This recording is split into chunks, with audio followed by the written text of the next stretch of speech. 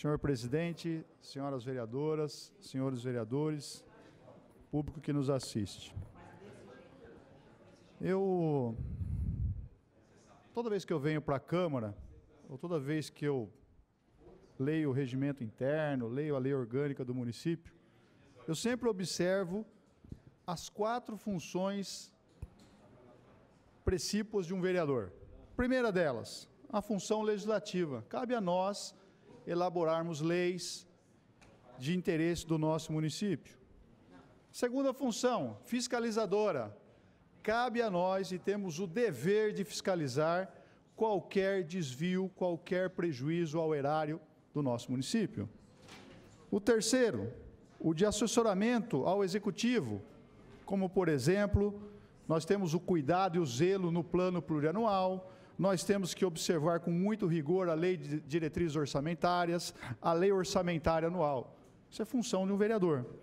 E a outra função é a função julgadora, que cabe a nós, em determinadas situações, apreciarmos se aquela conduta de um prefeito, de um próprio colega nosso, é compatível ou não com a função para a qual ele foi eleito. Especificamente no que diz a segunda função, que é a função fiscalizadora, eu volto a insistir e peço a atenção dos vereadores aqui desta casa com relação à importância de instaurarmos uma comissão especial de inquérito para apurarmos os quase 20 milhões de reais que foram retirados do Fundo de Tratamento de Esgoto em razão de um projeto executivo, diga-se de passagem, mal elaborado, palavra dita aqui pelo ex-presidente do DAI. Agora, não sei se o presidente do DAI foi demitido em razão da sinceridade dele na audiência, ou se de fato ele espontaneamente pediu demissão. É muito estranho, porque ele era uma pessoa que conhecia tão bem esse projeto, acompanhava tão bem o desenvolvimento dessa obra, que agora o presidente do DAI, o ex-presidente do DAI, vai embora. Sabemos lá quem vai ser o seu sucessor. Espero que o prefeito tenha prudência e coloque uma pessoa competente como tal para poder enfrentar esse desafio, não só de administrar o DAI, mas também para acompanhar a construção da estação de tratamento de esgoto.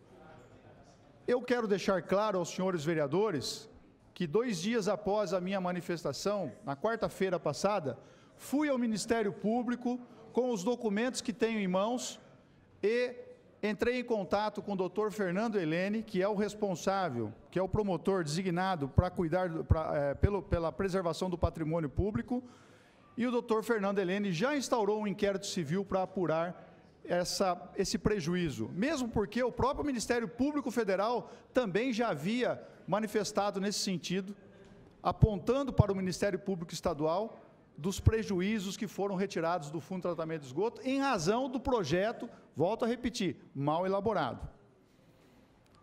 O processo, todo o processo que envolve a estação de tratamento de esgoto, ele tem aproximadamente 54 volumes. É uma montanha de documentos. Eu poderia aqui, no uso da minha prerrogativa, solicitar uma cópia disso nos termos do artigo 18, mas não vou fazer isso. Primeiro, por causa da despesa que isso vai causar ao município, e segundo, porque seria desnecessário verificar toda essa documentação. Mas, por outro lado, eu tenho uma informação de que a Com Engenharia, tão logo ela foi contratada pela Prefeitura, ela apontou, olha aqui, senhores vereadores, ela apontou que havia inconformidades e irregularidades no projeto executivo. Se isso é verdade, e ele, mesmo assim, com esse apontamento, deu-se continuidade ao projeto, significa que alguma coisa está errada e algum servidor deve ser responsabilizado. É esse o cerne da questão. Por isso que nós pedimos, insistimos aos senhores, aqueles ainda que não o fizeram, que assinem o pedido da SEI. Não estou pedindo nada mais do que simplesmente o que? Uma assinatura. Precisamos de 6 assinaturas, até o momento temos 4. Então eu peço aos senhores que reflitam mais uma vez sobre a importância e a necessidade da apuração desse caso, que promove um tremendo prejuízo ao erário municipal. Muito bem.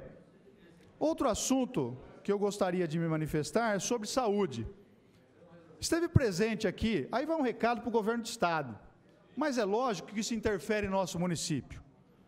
O governo do Estado manda aqui o secretário José Henrique German Ferreira para uma coletiva no hospital estadual.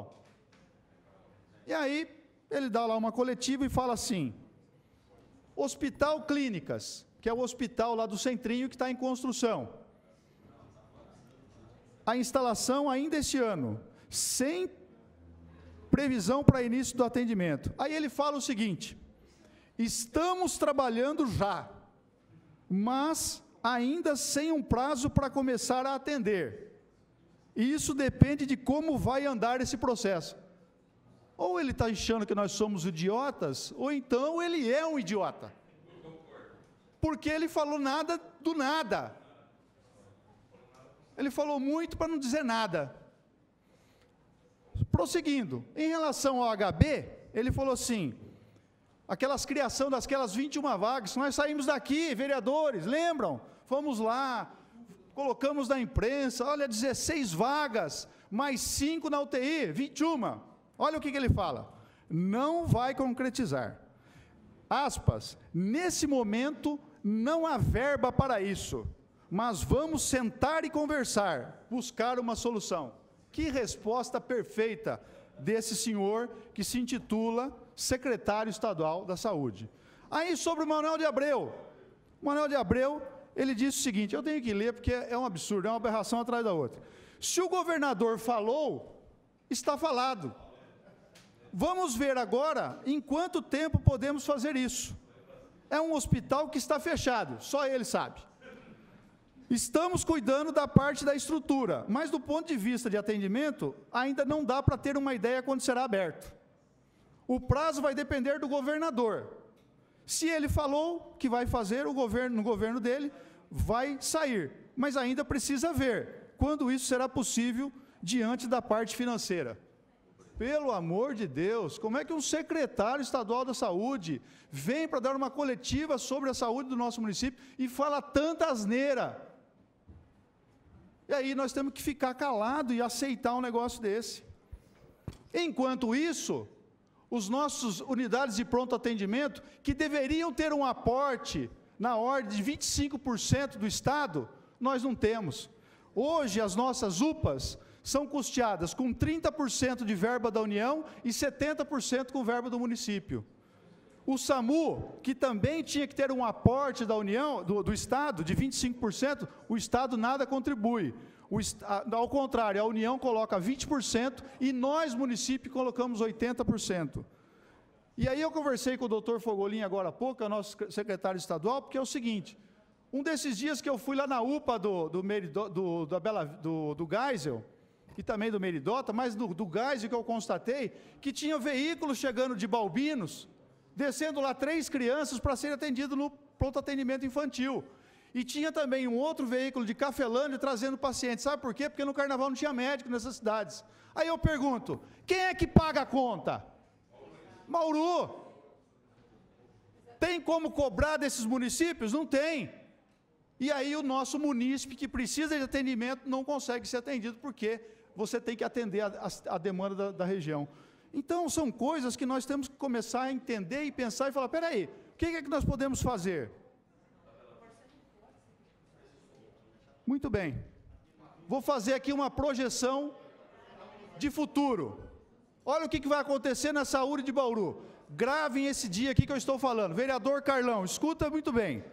Nós vamos ter aqui o hospital estadual funcionando, nós vamos ter o hospital Clínicas funcionando, nós vamos fechar o HB, nós não vamos reformar nem construir Manuel de Abreu.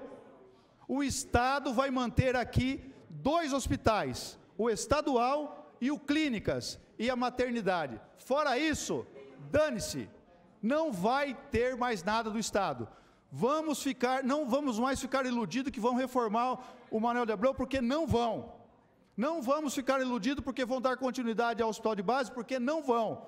Eles entendem que o hospital de base é um hospital que tem a sua estrutura muito comprometida, ou seja, muito onerosa. Hoje o base custa 8 milhões para o governo do estado. 8 milhões. O governo quer se livrar dessa dívida, pouco se importando com o número de leitos que nós temos aqui na nossa região.